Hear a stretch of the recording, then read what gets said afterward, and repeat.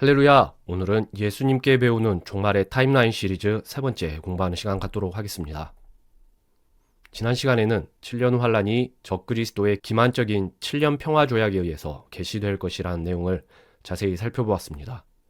그렇게 시작된 7년의 기간 중에 전 3년 반, 즉 절반이 지난 시점에 적그리스도는 그 조약을 파기하고 유대인에 대한 대박해를 시작할 것입니다. 평화조약 파기를 기점으로 성경은 환란의 마지막 7년을 전 3년 반과 후 3년 반으로 구분합니다. 이러한 기본적인 이해를 바탕으로 오늘 전 3년 반에 대한 내용을 집중적으로 공부해보는 시간 갖도록 하겠습니다.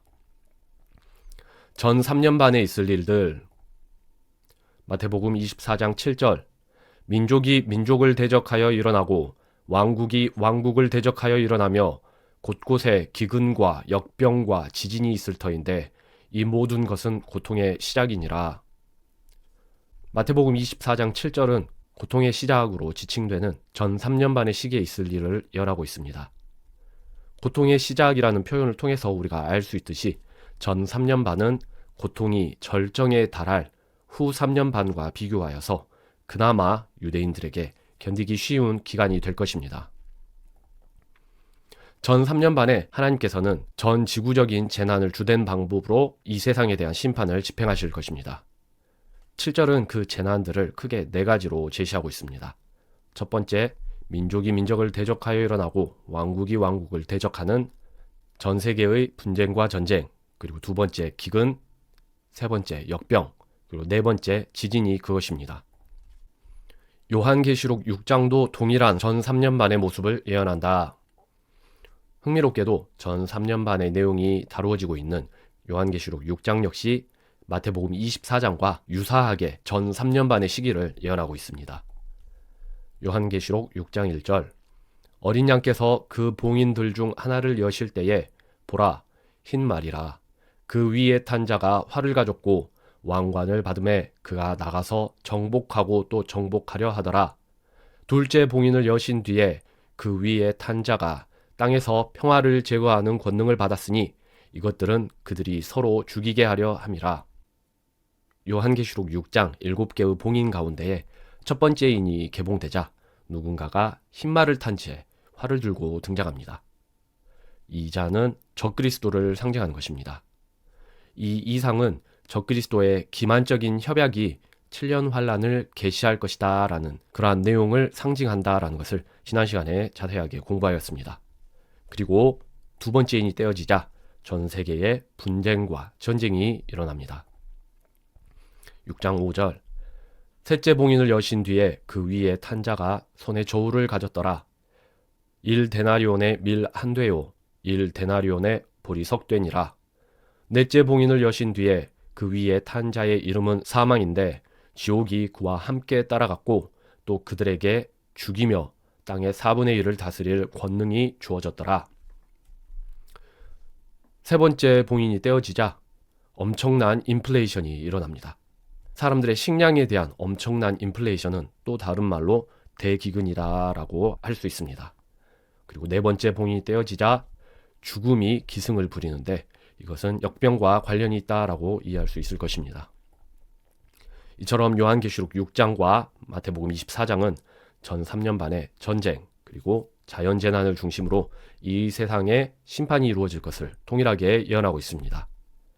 이 전 3년 반의 시기는 아직 대환란 후 3년 반의 시기는 아니지만 그러함에도 그 재난의 규모가 엄청날 것이기 때문에 이 세상 사람의 4분의 1이 그 심판 가운데서 죽을 것이 예언되어져 있습니다.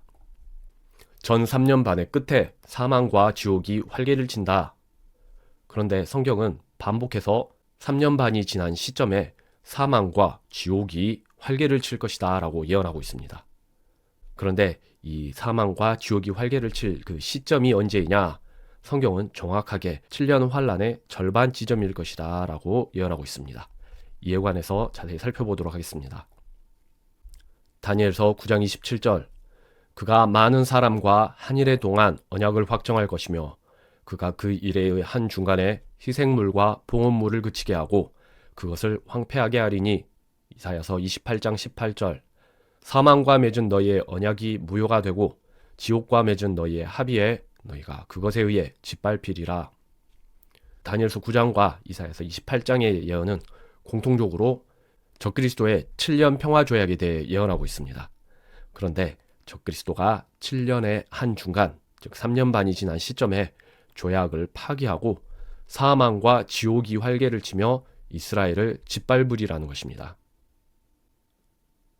요한계시록 6장 7절, 그분께서 넷째 봉인을 여신 뒤에 창백한 말이라.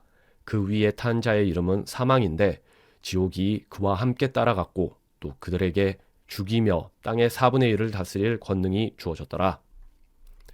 요한계시록 6장에 이 네 번째 봉인이 개봉될 때에도 앞서 등장했던 사망과 지옥이 다시금 활개를 칩니다. 이러한 것들을 통해서 네 번째 봉인이 개봉되는 시점이 7년 평화조약이 파기될 때인 7년 환란의 중간 지점이다라는 사실을 우리가 알 수 있습니다. 앞의 내용을 그림으로 다시 정리해 보겠습니다. 우리가 현재 살고 있는 2000여 년의 교회 시대가 휴거를 통해서 마무리되면 그 이후 어느 시점에 적그리스도가 7년 협약을 성사시키며 7년 환란이 계시될 것입니다. 요한계시록 6장의 7봉인 예언에서는 7년 평화 조약으로 7년 환란이 계시될 것이다 라는 이 예언의 내용을 적그리스도가 활을 들고 흰말 타고 등장하는 이상으로 제시하였습니다. 활은 협약을 상징하는 성경의 대표적인 표현임을 지난 시간에 자세히 공부하였습니다. 그리고 이것이 요한계시록의 첫 번째 봉인 심판의 내용이었고, 그리고 두 번째 봉인을 떼자 전쟁이 확산되고, 세 번째 봉인을 떼자 대기근이 발생하고, 그리고 네 번째 봉인을 떼자 사망과 지옥이 활개를 치며 사람들의 4분의 1을 죽입니다. 그런데 이 사건은 7년 환란의 절반이 지나서 그 중간에 적그리스도의 7년 평화조약이 파기될 시점에 있을 일인 것임을 우리가 앞서서 종합적으로 살펴보았던 것입니다. 성경의 이 다양한 구절들은 이렇게 조화를 이루며 환란의 시기를 논리정연하게 예언하고 있습니다. 수천 년에 걸쳐서 서로 다른 저자들에 의해서 쓰여진 이 성경책이 이토록 말세의 일에 대해서 일관성 있게 예언한다는 사실에 대해서 우리는 놀라지 않을 수 없습니다. 고통의 시작, 환란의 전반부.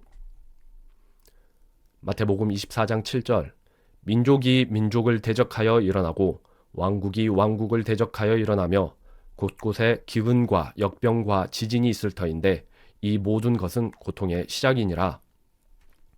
예수님께서는 전 3년 반의 시기를 고통의 시작이라는 표현으로 지칭하고 계십니다. 참고로 뒤이어질 마태복음 24장 21절에서는 전 3년 반에 뒤이어질 후 3년 반을 대환란이라는 표현으로 지칭하고 계십니다. 우리가 흔히들 7년 환란이 대환란인 것으로 그렇게 이해하고 있지만 사실 대환란은 엄밀히 따지면 후 3년 반의 시기를 지칭하는 것입니다. 이처럼 전 3년 반과 후 3년 반 모두 7년 환란을 구성하고 있지만 이 둘은 구분된 시기이다. 환란의 마지막 한 일에는 전 3년 반과 후 3년 반으로 구분되는데 성경은 전 3년 반을 고통의 시작이다 라고 표현하고 후 3년 반에 대해서는 대환란이라 표현함으로써 이 둘을 구별하고 있다. 그리고 마태복음 24장은 고통의 시작인 전 3년 반의 시기에 전쟁, 기근, 역병, 지진의 심판이 있을 것을 예언하고 있습니다. 이처럼 요한계시록 6장과 마태복음 24장은 모두 전 3년 반에 있을 심판을 기록하고 있습니다.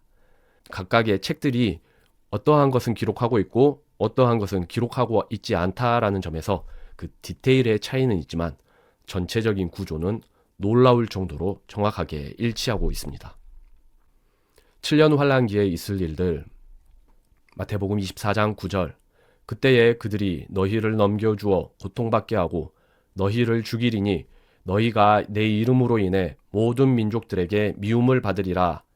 그때에 많은 사람이 걸려 넘어지고 서로 배반하여 넘겨주며 서로 미워할 것이요 많은 거짓 대언자가 일어나 많은 사람을 속일 것이며 불법이 성행함으로 많은 사람의 사랑이 식어지리라.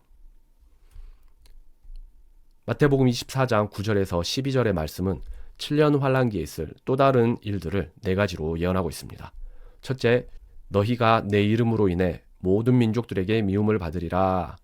이것은 유대인에 대한 증오와 박해가 극심해질 것을 예언한 것이고, 그리고 둘째, 사람이 사람을 증오하고, 그리고 세 번째, 거짓 예언자들이 폭증하고, 넷째, 불법이 성행할 것이다 라고 예언하고 있습니다. 첫째, 유대인에 대한 증오와 박해.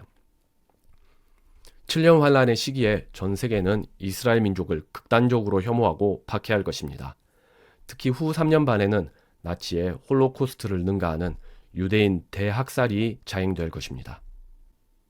요한계시록 11장 13절, 용이 자기가 땅으로 내쫓긴 것을 보고 사내 아이를 낳은 그 여자를 핍박하더라.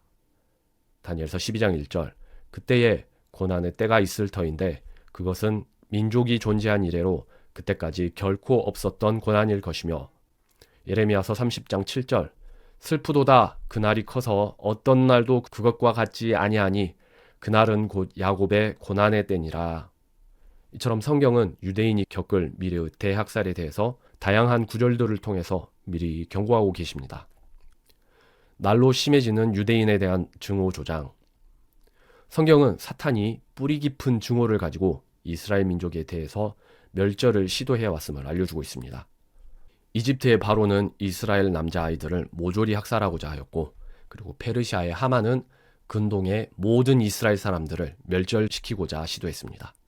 그리고 헬라의 안티오쿠스 에피파네스는 여호와 하나님 신앙 자체를 말살하고자 시도했습니다. 그런데 이처럼 유대인을 없애고자 했던 사탄의 시도는 과거의 일에 국한되지 않습니다. 작은 규모의 박해를 제외하고 최소 수천 명 이상이 학살당한 사건만 나열해도 이와 같이 유대인에 대한 박해의 리스트를 작성해 볼 수 있습니다. 성경 시대로부터 시작해서 근현대에 이르기까지 사탄은 끊임없이 유대인을 죽여왔습니다. 하지만 이 세상 통치자 사탄은 거기에 만족하지 않습니다.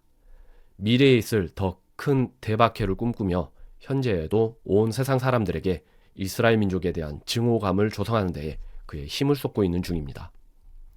성도들은 이 세상의 그러한 선동에 부안회동하지 말고 사탄이 세상 사람들을 어떻게 세뇌시켜가고 있는지 정확하게 분별할 필요가 있습니다. 7년 환란기에 있을 일들, 첫 번째가 유대인에 대한 증오와 박해가 있을 것이다 라는 내용이었고, 둘째, 사람이 사람을 미워할 것이다. 7년 환란의 때에는 세상 사람들이 서로 간에 미워하고 서로가 서로의 감시자를 자처하여 신고하는 것을 즐겨할 것입니다. 셋째, 거짓 예언자들의 폭증. 성경적 진리와 배치되는 가짜 예언을 늘어놓는 자들이 더더욱 늘어날 것입니다. 넷째, 불법이 성행할 것이다. 여기서 불법이 성행한다는 것은 무법천지가 된다는 의미일 수도 있지만, 그보다도 사악한 법을 세워놓고 그 사악한 법을 토대로 사람들을 통제하고 처벌하고 박해하는 것을 의미할 가능성이 큽니다. 사실 7년 환란기의 특징이다 라고 제시된 이 네 가지 특징들을 살펴보면 이미 우리가 살고 있는 이 세상의 풍조가 심상치 않게 환란 시기의 특징을 이미 보이고 있다라는 사실을 알 수 있습니다. 이 세상이 하나님의 심판을 받기에 마땅한 모습을 갖춰가고 있다는 것입니다. 그리고 그만큼 환란의 시기가 멀지 않았다라는 말이 됩니다. 한 가지 감사할 일은 환란보다도 휴거가 먼저 있을 것이기 때문에, 그렇다면 휴거는 그만큼 더 가깝다라는 사실입니다. 휴거되지 못해도 구원의 기회는 존재한다. 다만 그것이 쉽지 않을 뿐. 환란이 시작되기 전에 교회의 성도들은 휴거될 것입니다. 성경은 환란 전에 휴거가 있을 것이다 라는 이 진리를 다양하게 여러 방법으로 알려주고 있습니다. 휴거 시리즈를 공부하면서 환란 전 휴거가 왜 성경적인 근거를 갖는지 자세히 살펴보았는데, 오늘은 그것을 간단하게 그 리스트만 살펴보고 넘어가도록 하겠습니다. 환란 전 휴거의 성경적 근거. 첫 번째, 7년 환란의 주 목적은 교회가 아닌 이스라엘 민족의 회개에 있다. 그리고 두 번째, 교회는 하나님의 진노로부터 면제될 것이 약속되었다. 세 번째, 휴거는 언제든지 조만간 있을 수 있는 일이다. 네 번째, 요한계시록의 구조가 환란 전 휴거를 암시한다. 다섯 번째, 혼인잔치 비유들이 환란 전 휴거를 암시한다. 여섯 번째, 공관복음과 요한복음의 차이점이 환란 전 휴거를 암시한다.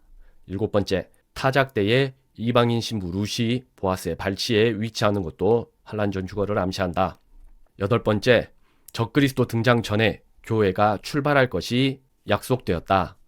킹제임스 성경 이전의 영어 성경들을 보면 이러한 진리가 명백하게 드러난다. 그리고 9번째, 휴거는 위로이자 복된 소망이기 때문이다. 이 내용들은 집중해서 공부하고 잘 알아둘 필요가 있습니다. 환란 전 휴거에 대한 성경의 가르침을 정확히 알고 굳게 붙잡고 있어야 거짓 예언자들의 수많은 미혹을 이겨낼 수 있기 때문입니다. 휴거되지 못해도 구원의 기회는 존재한다.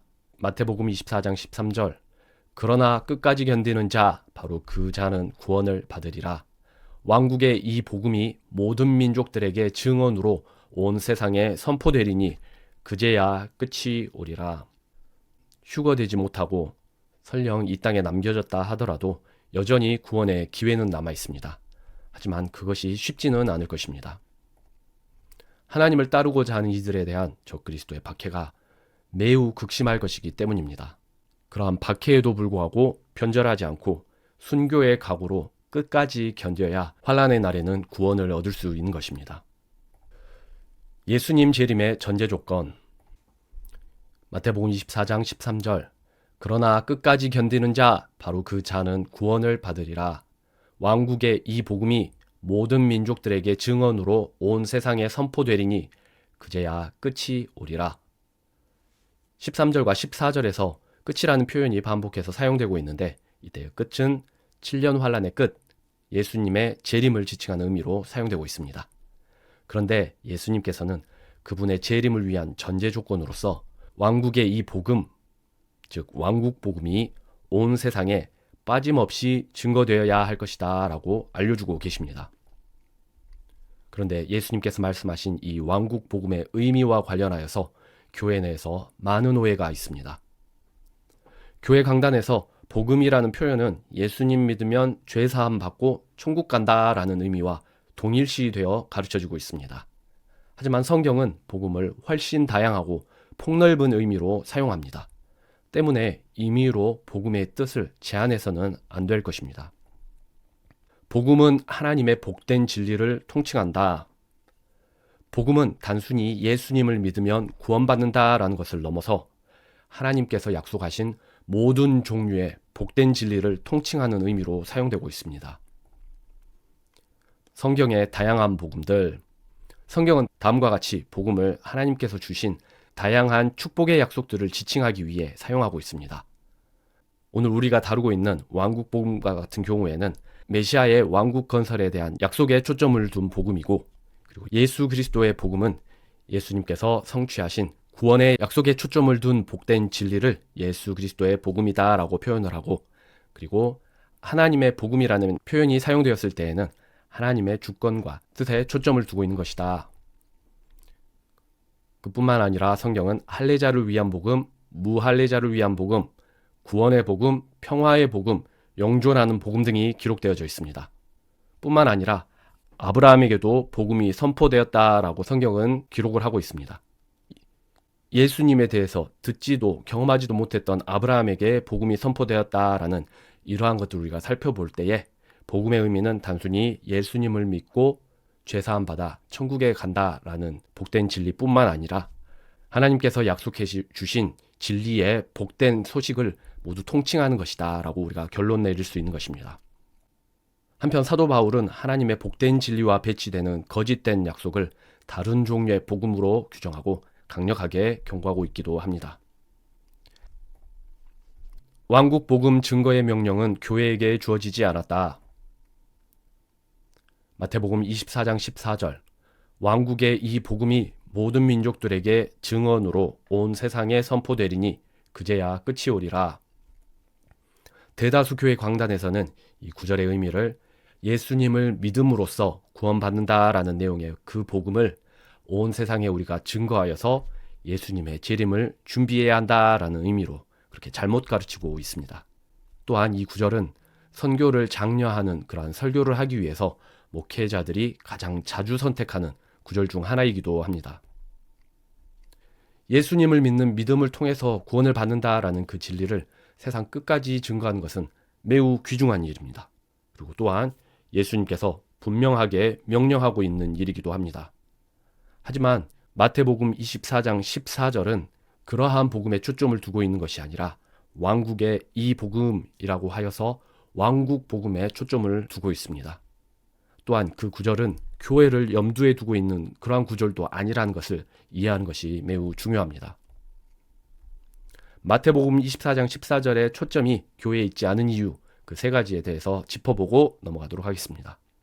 첫째, 마태복음을 포함한 공관복음의 말씀들은 일관되게 교회가 아닌 이스라엘 민족에게 주된 포커스를 맞추고 있다. 마태복음 24장도 마찬가지이다. 둘째, 예수님 재림의 전제 조건이 되는 복음은 은혜의 구원의 복음이 아니라 왕국 복음으로 제시되어 있다. 즉, 이 왕국 복음은 메시아께서 재림하셔서 건설하실 그 왕국에 대한 복된 약속의 내용을 말하는 것이다. 셋째, 교회는 마태복음 24장의 배경이 되는 7년 환란의 때에 이 땅에 존재하지도 않을 것이다. 왜냐하면 그 전에 휴거될 것이기 때문에. 그렇기 때문에 왕국 복음이 온 세상에 선포되어야 예수님의 재림이 있을 것이다 라는 이 마태복음 24장의 예언은 교회에게 주신 예언이 아닌 것을 우리가 확실히 알 수 있는 것입니다. 그러므로 이 구절의 의미를 예수님의 재림을 앞당기기 위해서 우리가 종말론적인 사명을 가지고 은혜의 구원의 복음을 전파해야 한다라는 식으로 이해하는 것은 잘못된 것입니다. 그 정확한 의미는 메시아 왕국의 도래에 대한 복된 약속이 환란 기간 중에 온 세상에 빠짐없이 증거될 것이다 라는 것을 예언하시는 내용인 것입니다. 그리고 실제로 하나님께서는 그분의 선택한 자들을 통해서 환란 기간 동안에 온 세상에 곧 임박한 메시아 왕국 건설의 소식을 증거하실 것입니다. 그와 관련하여서는 다음 주에 다룰 것입니다. 오늘 공부한 내용을 퀴즈로 정리해보면서 마치도록 하겠습니다. 1번, 적그리스도가 들고 나올 기만적인 무엇을 기점으로 환란의 마지막 한일회가 시작될 것이다. 환란의 마지막 한일회를 계시시킬 것은 적그리스도의 기만적인 이것이다. 정답은 7년 평화협정. 2번, 전쟁과 기근, 역병, 지진 등 자연적인 재난을 중심으로 심판이 이루어질 시기는 전 3년 반과 후 3년 반 중 언제인가? 전쟁과 기근, 역병, 지진 등의 심판이 있을 시기는 정답은 전 3년 반이다. 3번, 이사야서 18장과 요한계시록 6장의 네 번째 봉인은 사망과 지옥이 활개를 칠 시기에 대해서 예언하고 있다. 평화조약이 깨어지고 사망과 지옥이 활개를 치게 될 시기는 7년 환란의 처음, 중간, 끝 중에 언제인가? 평화조약이 깨어지고 사망과 지옥이 활개를 칠 시기는 7년 환란의 처음, 중간, 끝 중 언제인가?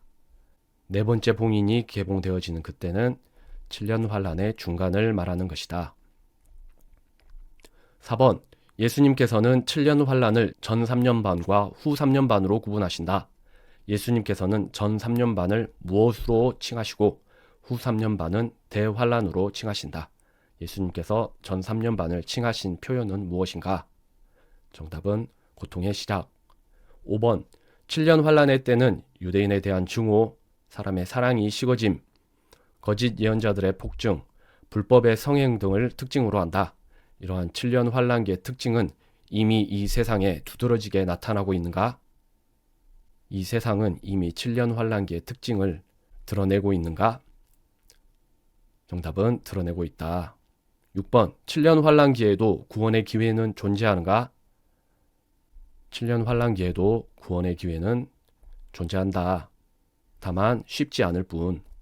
7번, 7년 환란기에 구원을 받기 위해서는 어떻게 해야 하는가? 7년 환란기에 구원을 받기 위해서는 정답은 순교의 각오로 끝까지 견디며 믿음을 지켜야 한다. 8번, 예수님께서는 왕국 복음이 온 세상에 증거된 이후에 재림하실 것이다. 이때 왕국 복음은 구약에서부터 이스라엘에게 약속되었던 메시아 왕국 건설에 대한 복된 소식을 의미한다. 왕국 복음이 메시아 왕국 건설에 대한 복된 소식을 의미하면 O, 그렇지 않으면 X. 정답은 O. 9번, 7년 환란 기간 중 왕국 복음을 세상 끝까지 전파할 이는 교회인가? 교회가 아닌가? 7년 환란 기간 중 왕국 복음을 세상 끝까지 전파할 이는 교회인가? 정답은 교회가 아니다. 교회는 7년 환란 기간 중에 이 세상에 있지도 않다. 오늘 공부한 것들을 집중하여서 복습하시고 연구하시면서 진리에 대한 깨달음을 얻으시고 그 깨달음에 합당한 성령의 풍성한 열매 맺는 한 주 되시기를 기도합니다. 감사합니다.